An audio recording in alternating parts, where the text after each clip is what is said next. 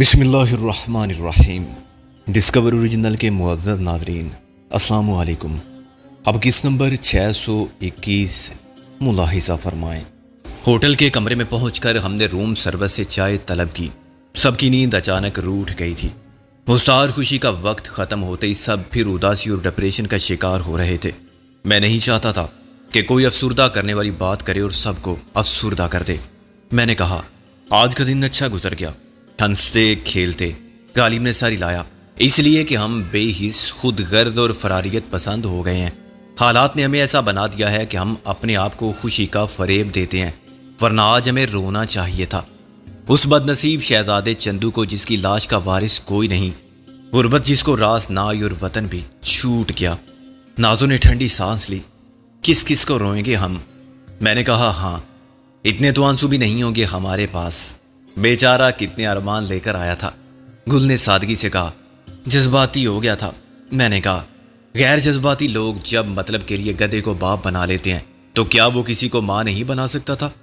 کیا ضرورت تھی اس عورت کے لیے راج پاٹ کو لات مارنے کی جس کو بکے ہوئے بھی زمانہ ہو گیا؟ غالب نے کہا، یہ رشتہ ہی ایسا تھا کہ کل سے کام لینا اس کے لیے ناممکن ہو گیا تھا۔ محبت کی انتہا نفرت کے جذبات کو جنم دیتی ہے، رقابت پیدا کرتی ہے، انتقام کی آگ کو ہوا دیتی ہے۔ اس میں چھوٹے بڑے پڑھے لکھے ان پڑھ کی تشخیص نہیں ہوتی۔ دیکھ لو، چندو نے اپنے باپ کو مار دیا۔ نفرت کی یہ انتہا اس کی ماں سے انتہائی محبت کا شاخسانہ تھی۔ نازو نے شرمندگی سے کہا، اور کتنے اطمینان سے ہم نے کہہ دیا کہ اس کی لاش کو لاوارث قرار دے کر ٹھکانے لگوا دو۔ کیا وہ لاوارث ہوتا ہے جس کے ہم جیسے دوست ہوں؟ وہ ہمارا دوست نہیں تھا، غالب نے کہا۔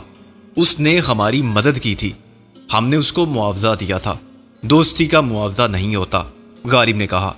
گل نے اداس ہو کے کہا، کتنا ظلم ہے کہ ماں اس شہر میں در بدر ہو رہی ہے اور اسے نہیں معلوم کہ اس کا کوئی بیٹا بھی ہے جو اسے بھول نہیں سکا تھا اور اس کی تلاش میں کلکتہ تک آ گیا تھا، مگر اب اس کی لاوارث لاش مردہ خانے میں پڑی ہے۔ کاش کوئی ایسا طریقہ ہوتا کہ ہم انہیں ملوا سکتے، کوئی ایسی طاقت ہوتی ہمارے پاس۔ نازو نے بے بسی سے کہا، یا کم سے کم ہم اتنے بہادر ہوتے کہ ہم اس کی آخری رسوم ادا کر سکتے، اسے عزت کے ساتھ رخصت کرتے، مگر ہم اپنی جان بچانے میں لگے ہوئے ہیں۔ میں نے کہا، جان چھڑائی؟ غالب نے کہا، بھائی سکندر، وہ سونا بڑا منحوس ہے۔ آپ نے دیکھا کہ اس کی ملکیت میں کتنی نحوست ہے؟ گل بولی، ہاں، اگرچہ یہ سب تقدیر کے کھیل ہیں اور میں سمجھتا ہوں کہ سب کچھ منجانی بدلا ہے۔ میں نے کہا، مگر جب میں اس جعلی پیر کی موت کا منظر یاد کرتا ہوں، رامن کا تصور کرتا ہوں اور چندو کے مر جانے کا سوچتا ہوں تو تمہاری بات بھی غلط نہیں لگتی۔ چلو اچھا ہوا اس سونے سے ہماری جان چھوٹی۔ گل نے کانوں کو ہاتھ لگاتے ہوئے کہا، اللہ نے چاہا تو کل پاسپورٹ مل جائیں گے، پرسوں ہم یہاں سے ضرور نکل جائیں گے۔ میں نے کہا، اور پرسوں ہی ڈھاکہ پہنچ جائیں گے۔ اگر کمار نہ آیا؟ گل نے سوال کیا، کیوں نہ آیا؟ کیا وہ 20,000 لے کر بھاگ جائے گا؟ غالب نے کہا، آدمی کی نیت بدلتے دیر کیا لگتی ہے؟ پریشانی میں تمہیں ایسی باتیں سوچ رہی ہیں۔ کمار ایسا آدمی نہیں ہے۔ میں نے کہا، پھر وہ بھاگ کے جا بھی کہاں جا سکتا ہے؟ اس کی بہن ہے یہاں اور پارو ہے۔ رشتوں کی یہ زنجیریں توڑنا اس کے بس کی بات نہیں ہے۔ جاگتی رہو گی تو فضول خیالات دماغ میں آتے رہیں گے۔ کہیں پاسپورٹ جعلی نہ ہو، ہم پکڑے نہ جائیں۔ غالب بولا، ڈھاکہ پہنچنے سے پہلے ہی مارے نہ جائیں، کیا پتہ موسی نہ ملے۔ واپس وطن جانے کی بجائے انا للہ و انا الیہ راجعون نہ ہو جائیں۔ بابا جو ہونا ہے سو ہونا ہے، اسے اپنی کوشش سے کون روک سکتا ہے؟ بہتر ہے کہ تم اچھی باتیں سوچتے ہوئے سو جاؤ تاکہ اچھے خواب آئیں اور تم صبح مسکراتی ہوئی اٹھو، غالب نے کہا۔ میں نے اس سے اتفاق کیا۔ ہم سب کو انتشار پیدا کرنے والے خیالات سے دور رہنے کی شعوری کوشش کرنی چاہیے۔ اگر یہ خود فریبی ہے تو یوں ہی صحیح۔ ہاں، حقیقت پسندی سے کیا ملا ہے اور کیا ملے گا سوائے قنوطیت، مایوسی اور بد دلی کے؟ بس خوش رہو کہ جو ہوگا سب اچھا ہی ہوگا، غالب نے کہا۔ اور اچھا نہ ہوا پھر رو لیں گے، ابھی تو سو سکتے ہیں۔ چلو اٹھو، نکلو یہاں سے، اپنے کمرے میں جا کے سو جاؤ۔ خبردار جو آپس میں کوئی رونے دھونے والی بات کی، غالب نے برہمی سے کہا۔ اور ہم نہ جائیں تو دھکے دے کر نکالو گے؟ نہیں، ہم خود چلے جائیں گے۔ غالب اٹھ کھڑا ہوا، اٹھو یار سکندر، اپنا دماغ خراب کرنے سے کچھ حاصل نہیں۔ لیکن دوسرے کمرے میں آ جانے کے بعد غالب نے سیدھا بستر کا رخ نہیں کیا اور لائٹ آف کر کے سونے کی کوشش نہیں کی۔ وہ کھلی کھڑکی سے کلکتہ کی رات کے اندھیرے میں نہ جانے کیا دیکھتا رہا۔ میں نے بیڈ پر لیٹ کر ایک سگریٹ جلائی اور دھوئیں کے مرگولوں میں وہی دیکھتا رہا جو غالب تاریکی میں دیکھ رہا تھا۔ کچھ دیر مجھے گل اور نادوں کی آواز سنائی دیتی رہی، پھر شاید وہ سو گئیں۔ میں نے دروازے سے باہر جا کر دیکھا، ان کے کمرے کی لائٹ دروازے کے نیچے نظر نہیں آ رہی تھی۔ کیا وہ سو گئی ہیں؟ غالب نے کہا۔ ہاں، تم کیا دیکھ رہے ہو باہر؟ غالب نے کہا، یار وہ ہاسپٹل کہاں ہوگا؟ کس طرف ہوگا؟ کون سا ہاسپٹل؟ رکمنی کا؟ نہیں، جہاں چندو کی لاش پڑی ہے۔ میں نے کہا، مجھے کیا معلوم، تم کیوں پوچھ رہے ہو؟ غالب نے کہا، یار تم معلوم کر سکتے ہو، رکمنی سے پوچھ لو۔ بات کیا ہے؟ مجھے اپنی خود غرضی کی سوچ پر شرم آ رہی ہے۔ آدمی کو اتنا بھی کمینہ نہیں ہونا چاہیے۔ ہم نے چندو کے لیے کچھ نہیں کیا، بالکل بے تعلق ہو گئے اس سے، غالب بولا۔ میں نے کہا، یہ خلش تو میرے دل میں بھی ہے کہ ہم نے اچھا نہیں کیا، اتنا ڈرنے کی ضرورت نہیں تھی۔ ہم اس کے کریا کرم کا بندوبست کر سکتے تھے۔ کریا کرم؟ وہ مسلمان تھا؟ میں نے کہا۔ کفن دفن کہو، غالب بولا۔ یہ فرض ہم چکا سکتے ہیں سکندر، ابھی وقت ہے۔ چلو۔ اس وقت کہاں چلے؟ ہاسپٹل؟ اور کہاں؟ ہوش کی دوا کرو مرزا، رات کے وقت ہم لاش لے کر کہاں جائیں گے؟ کیسے بندوبست کریں گے کفن و دفن کا؟ ہمیں تو اس شہر کے سر پیر کا علم نہیں، خواہ مخواہ پھنس جائیں گے اگر لاش لے کر پھرتے رہے۔ غالب نے نفی میں ساری لایا۔ ہم لاش نہیں لیں گے، کسی سے کہہ دیں گے کہ وہ ہماری طرف سے تجہیز و تکفین کرا دے۔ ویسے تو بہت سے ادارے بھی یہ کام کرتے ہوں گے، لیکن ہمیں ان کا پتہ نہیں۔ کوئی مسلمان اسے نیکی کا کام سمجھ کر دے گا۔ نیکی کا کام؟ میں نے تلخی سے کہا، یہاں کیا ہندو اور کیا مسلمان، سب کا دھرم پیسہ ہے، سب پیسہ کماتے ہیں، ثواب کمانے کی کسی کو فرصت نہیں ہے۔ تو ہم پیسہ دے سکتے ہیں، پیسہ لے کر کوئی بھی یہ کام کر دے، وہ پیسہ رکھ لے گا اور کفن دفن کا خرچ لے کر لاش کو سمندر میں ڈال دے گا۔ میں تو 1 کروڑ انسانوں کو پیسے کی خاطر عزت ایمان سب بیچ کر نوٹ گنتے دیکھ رہا ہوں۔ یہاں بھوک اور مفلسی نے رشتوں کو اور جذبات کو 2 کوڑی کا کر دیا ہے۔ مگر یار سب لوگ ایک جیسے نہیں ہوتے۔ ہمیں اچھا آدمی کیسے ملے گا؟ کہاں ملے گا؟ پہچان کیا ہوگی اس کی؟ میں نے کہا، تو بہت تلخ ہو رہا ہے، چل اٹھ، نیک نیتی کے ساتھ نکلیں گے تو نیک آدمی بھی مل جائے گا۔ غالب نے میرا ہاتھ پکڑ کر کھینچا۔ یہ وقت نکل گیا تو میں نے اس کی بات کاٹ دی۔ گلو اور نازوں کو بتا دیں؟ کوئی ضرورت نہیں، انہیں سونے دو، 2-3 گھنٹے کی تو بات ہے۔ غالب نے کہا، انہیں پتہ بھی نہیں چلے گا اور ہم واپس آ جائیں گے، اور پتہ چل گیا تو کیا قیامت آ جائے گی؟ ہم بتا دیں گے کہ کہاں گئے تھے۔ میں نے آہستہ سے دروازہ مکفل کیا اور ہم دبے پاؤں کوریڈور سے گزر کر زینہ اتر گئے۔ میں نے چابی کاؤنٹر پر دیتے ہوئے کلرک سے فون کی اجازت مانگی۔ اس نے ہال کے آخری حصے کی طرف اشارہ کیا جہاں شیشے کے 5 کیبن نظر آ رہے تھے۔ یہ سب پبلک کال آفس تھے۔ نمبر ملتے ہی رکمنی نے فون اٹھا لیا۔ کیا بات ہے راجن؟ میں نے ہنس کے کہا، نہ میں راجن ہوں نہ ساجن۔ اس نے کہا، اوہ دراصل ابھی تو میں واپس آئی ہوں، اور آتی اس کے فون کا انتظار کرنے بیٹھ گئیں۔ وہ ہنسی، نہیں میں سمجھی شاید، خیر تم بتاؤ۔ میں نے کہا، وہ مجھے پتہ بتاؤ اس ہاسپٹل کا۔ کیوں؟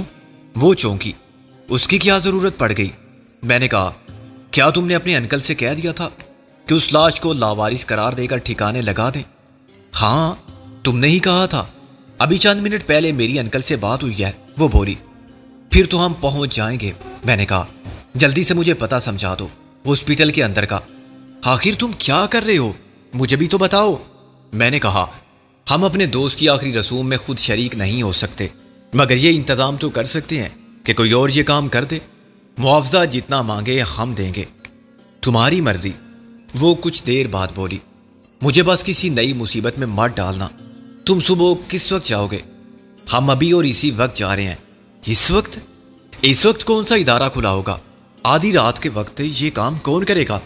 میں نے کہا، اس کی فکر تم مت کرو، مردہ خانے کا راستہ بتاؤ اور یہ بتاؤ کہ وہاں کون ملے گا۔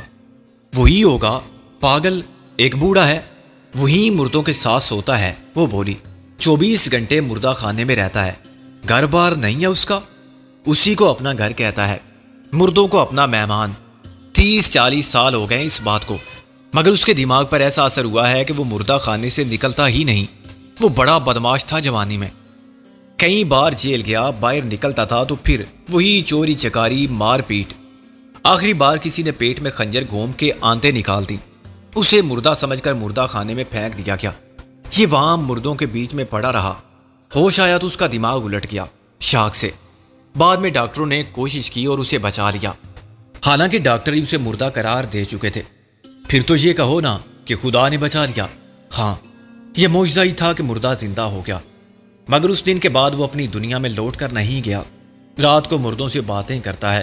تم جا کے دیکھنا کیا تماشا ہے، تماشائے عبرت۔ میں نے کہا کیا نام ہے اس کا؟ اصل نام تو خود اسے بھی یاد نہیں ہوگا، سب بدرو کہتے ہیں۔ پہلے بدرو کہتے تھے، جو بعد میں بدرو ہو گیا، بابا بدرو۔ پتہ سمجھ کے میں نے ریسیور رکھا اور ہم باہر نکل آئے۔ باہر کی دنیا بدستور آباد تھی اور رات کے سارے کاروبار جاری تھے۔ ایک ٹیکسی نے ہمیں ہاسپٹل پہنچا دیا جو کسی چھوٹے موٹے شہر سے کم نہ تھا۔ ہم پیدل پھرتے تو تلاش میں 2 گھنٹے لگ جاتے۔ ٹیکسی ڈرائیور نے ہمیں عین مردہ خانے کے گیٹ پر اتار دیا، جو شعبہ حادثات کے ساتھ ہی تھا۔ بابا بدرو کو ہم نے مردہ خانے کے باہر ہی دیکھ لیا۔ وہ 60-70 سال کا تندرست و توانا بوڑھا تھا، جس کے لمبے جٹا داری بال سفید تھے۔ اس کی داڑھی بھی سفید تھی اور بویں سفید ہو گئی تھی، مگر اس کا لباس سیاہ تھا، سر سے پیر تک کے کالا چوگا۔ آ گیا ایک اور مہمان آ گیا، خوش آمدید۔ اس نے اسٹریچر پر سے ایک لاش کو اٹھا لیا۔ لاش لانے والی اس کی بات پر ذرا نہیں مسکرائے، وہ اس پاگل بدرو کی باتوں کے عادی تھے۔ ہاں بھائی، یہ کیا نام ہے میاں تمہارا؟ وہ ہماری طرف متوجہ ہوئے بغیر مردے سے مخاطب رہا۔ جان تو اچھی پائی ہے، لیکن کیا فائدہ پہلوان، یہاں کون سی کشتی لڑو گے تم؟ میرے مہمانوں، تم اور کچھ نہیں، نہ پہلوان، نہ دادا، نہ راجا، نہ بھکاری۔ کب تک ٹھہرو گے یہاں؟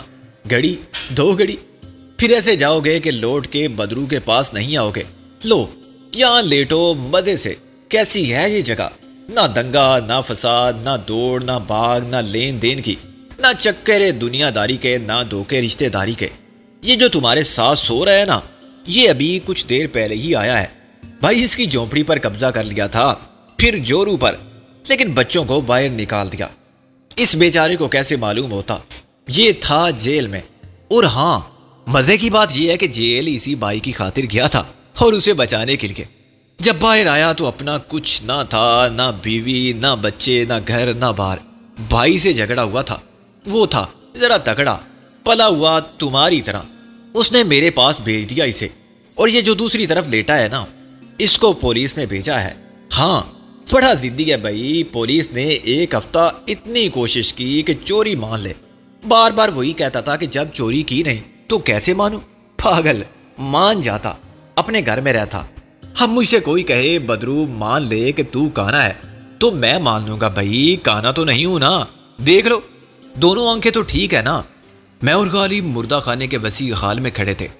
اندر لمبی لمبی بینچوں پر، میزوں پر، زمین پر درجنوں لاشیں بکھری پڑی تھی، کچھ تازہ، کچھ پرانی، کچھ ٹوٹی پھوٹی اور کچلی ہوئی، کچھ صحیح سالم تازہ ترین لاش جس سے بدرو باتیں کر رہا تھا کسی اٹے کٹے شخص کی تھی، جس کے سینے پر خون کا داغ کسی گولی کے زخم کی نشاندہی کرتا تھا۔ بدرو واقعی ان سب کے درمیان بیٹھا ہوا ان سے یوں خم کلام تھا جیسے وہ سب زندہ انسان ہوں۔ ابھی تک اس نے مجھے اور غالب کو در خورے اعتنا نہیں سمجھا تھا۔ دروازہ کھلا اور ایک عورت روتی پیٹتی اندر آئی۔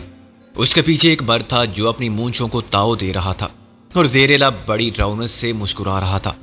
یہ اسی شخص کی بیوی تھی جس کی عدم موجودگی میں اس نے بائی سے شادی کر لی تھی، اور یہ شخص وہی احسان فراموش تھا جس نے اپنے محسن بھائی کو مار کر اس گھر بار سے بھی محروم کر دیا تھا۔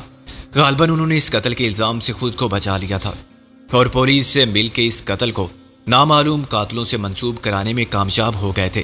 ان کا رونا پیٹنا، ان کی جھوٹی اداکاری خود ان کا پول کھول رہی تھی۔ قانون کا سر شرم سے جھکا ہوا تھا، انصاف کی ترازو ٹوٹ گئی تھی، مگر دنیا میں وہ سب ہو رہا تھا جو پہلے نہیں ہوتا تھا۔ وہ بڑے بوڑھے پاگل تھے جو ہر ناقابل یقین برائی پر آسمان کی طرف منہ اٹھا کے کہتے تھے کہ یہ کل جگ ہے، قرب قیامت کی نشانیاں ہیں، ہے کہاں روز مکافات اے خدائے دارو گیر۔ جب خود کو بیوہ کرنے والی اور بھائی کا قاتل لاش کو لے گئے تو بدرو کو ہمارا خیال آیا کہ ہم بہت دیر سے خاموش تماشائی بنے کھڑے ہیں۔ ہاں بھائی، تم کون ہو؟ کس کو لینے آئے ہو؟ میں نے کہا بدرو چاچا۔ وہ چلانے لگا، ایسی کی تیسی تمہارے چاچا کی، مت رشتہ جوڑو مجھ سے، لعنت بھیجتا ہوں میں تمہارے سارے جھوٹے رشتوں پر، میں بدرو ہوں، بدکار نہیں۔ میں نے کہا بدرو، ہم بھی کسی کو لینے آئے تھے۔ کس کو؟ کسے بھیجا تھا تم نے میرے پاس؟ وہ بولا، ہم نے تو نہیں بھیجا تھا۔ ہاں تم لوگ بڑے بھولے ہو، بڑے معصوم ہو، تم نے خود کو نہیں بھیجا ہوگا، کسی کے ہاتھ بھجوایا ہوگا۔ اس نے تنزیہ لہجے میں کہا، بولو کیا نام ہے اس کا؟ چندو۔ میں نے کہا، اس کے کندھے پر زہریلے تیر کا زخم ہے۔ اچھا ادھر آؤ، کس نے مارا تھا وہ تیر، تم نے یا تم نے؟ وہ میری اور غالب کی طرف دیکھ کر بولا اور پھر ہمیں جواب کا موقع دیے بغیر چل پڑا، ہم نے نہیں مارا تھا وہ تیر۔ ارے چھوڑو، بدرو سب جانتا ہے، تیر کس کا ہے، ہاتھ کس کا، نشانہ کس کا۔ اس نے میری بات کاٹ دی، یہ رہا تمہارا چندو، مگر اس کی پرچی پر نام تو ہے ہی نہیں۔ خیر اپن کو کیا، بہت سے مہمان آتے ہیں ایسے جن کا نام پتہ نہیں ہوتا۔ میں نے لاش کے انگوٹھے سے بندھا ہوا کارڈ دیکھا جس پر چندو کے نام کا خانہ خالی تھا، صرف ایک نمبر کا اندراج تھا۔ یہی ہے چندو؟ میں نے کہا، اور تم کون ہو؟ میرے مہمان کو کیوں لے جانا چاہتے ہو؟ بولو، شرماؤ نہیں، رشتہ کیا تھا اس سے تمہارا؟ میں نے کہا، رشتہ تو کوئی نہیں تھا، اور اگر تھا تو بس انسانیت کا۔ وہ ہنسنے لگا، اس کی ہنسی بڑی عجیب تھی، پورا سیب ڈراؤنی انسانیت، یہ کیا چیز ہوتی ہے، کہاں ملتی ہے؟ اس کے گھر کے باہر چندو کے مہمان خانے میں تو چلتا ہے یہ رشتہ۔ دیکھو یہاں سب انسان ہیں، صرف انسان۔ باہر کوئی ہندو تھا، کوئی مسلمان، کوئی برامن، کوئی اچھوت، کوئی مالدار، کوئی غریب، کوئی چاچا ماما، کوئی باپ بیٹا، یہاں سب ایک ہیں۔ تیری سرکار میں پہنچے تو سب ایک ہی ہوئے، بندہ ایسا ہے وہ محتاج و غنی۔ بھائی اپنا رشتہ بتاؤ، کیا ہو تم اس کے؟ بھائی، دوست، پڑوسی؟ نام بتاؤ، رشتے کا لیبل لگاؤ، اجازت نامہ بناؤ اور لے جاؤ، مجھے کیا؟ بدرو نے بڑبڑاتے ہوئے کہا، جاؤ ادھر ہے دفتر، باہر ہے۔ وہ چندو سے مخاطب ہو گیا، ہوں آ جاتے ہیں پتہ نہیں کہاں سے، انسانیت کا رشتہ ہے۔ بدرو کو بے وقوف سمجھ رکھا ہے۔ یار تو میرا مہمان ہے، بالکل فکر مت کر، کس کی مجال ہے کہ تجھے زبردستی لے جائے؟ زبردستی یہاں بیچ تو سکتا ہے ہر کوئی، لیکن ایسے نہیں لے جا سکتا کوئی سالہ تجھے بیچنے کے لیے۔ مجھے پتا ہے ان سب کا، یہ چور ہیں، میرے گھر میں بھی چوری کرتے ہیں۔ میں نے بڑی مشکل سے کہا، بدرو، نہ ہم اس کو چرانا چاہتے ہیں، نہ ساتھ لے جانے کا ارادہ رکھتے ہیں، تو بات تو سن لو ہماری، بولو کیا کہنا ہے؟ اس نے ایک لاش کے بکھرے ہوئے بال سنوارتے ہوئے کہا۔ میں نے کہا، چندو کا کوئی وارث نہیں ہے، یہ کیسے ہو سکتا ہے؟ وہ پھر ہنسنے لگا، صاف کہو نا کہ کوئی وارث بننا نہیں چاہتا، سب نے رشتہ توڑ دیا ہے اس سے۔ میں نے کہا، اچھا یہی سمجھ لو، ہم چاہتے ہیں کہ اس کے کفن و دفن کا انتظام ہو جائے، اس کی لاش کو لاوارث سمجھ کے کسی ٹھیکیدار کے حوالے نہ کیا جائے، فروخت نہ کیا جائے۔ وہ پھر چلانے لگا، تم تو پاگل ہو، یہاں کس کی اجازت سے آئے ہو؟ نکل جاؤ، میرے مہمانوں کو میرے گھر میں بے عزت کرتے ہو۔ غالب نے مجھے پیچھے سے کھینچا، اس سے بات کرنا فضول ہے۔ میں نے کہا، کیوں؟ یہ نہیں سمجھے گا ہماری بات یار، اور سمجھ گیا تو ٹالے گا نہیں۔ غالب بولا، اس کے لیے ڈاکٹر آن ڈیوٹی سے بات کرنی پڑے گی، اس کی اجازت کے بغیر کچھ نہیں ہوگا۔ میں نے کہا، وہ پہلے شناخت مانگے گا۔ غالب نے کہا، باہر چل کے کسی اور سے بات کرتے ہیں۔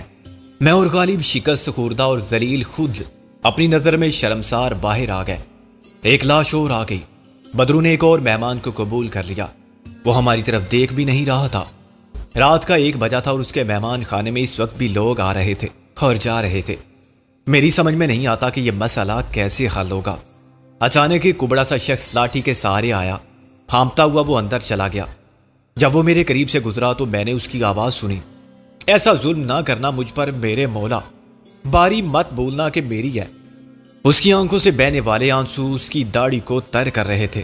تو بڑا رحیم و کریم ہے۔ اللہ اکبر، اللہ اکبر۔ غالب نے کہا، یہ تو مسلمان ہے۔ میں نے کہا، ہاں، پتہ نہیں اس پر کیا افتاد آئی ہے، کیا دعا کر رہا تھا یہ، میری سمجھ میں تو آئی نہیں اس کی بات۔ باری مت بولنا کہ میری ہے۔ غالب نے کہا، کیا مطلب ہوا اس کے؟ پہلے یہ خود مرنا چاہتا تھا کسی اور کی جگہ، اپنی آرزو کر رہا تھا بیچارہ، ورنہ موت باری باری کہاں آتی ہے کہ جو دنیا میں پہلے آیا ہے وہ پہلے جائے گا۔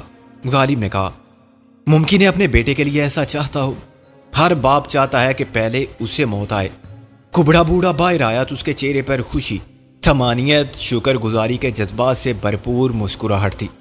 تیرا شکر ہے پروردگار، ہزار بار شکر ہے تیرا، کوئی اور تھا وہ، تو نے میری فریاد سن لی، میرے بیٹے کو بخش دیا، شکر ہے تیرا میرے معبود۔ میں نے آگے بڑھ کر پوچھا، چچا میاں خیریت ہے نا؟ وہ چونکے، ہاں اللہ کا ہزار شکر ہے، سب خیریت ہے، کچھ بھی نہیں ہوا میرے اکبر کو، اللہ اکبر، اللہ اکبر۔ میں نے کہا، کیا اکبر کے بارے میں خدا نخواستہ؟ ہاں بیٹا، پتہ نہیں کس نے ایسی منحوس بات کی، کون تھا وہ بدخواہ؟ میرا اور میرے بیٹے اکبر کا بھلا کون دشمن ہو سکتا ہے؟ کوئی بھی تو نہیں، پھر کسی نے مذاق کیا ہوگا، مگر نہیں، ایسا بےہودہ مذاق بھلا میرے ساتھ کون کرے گا؟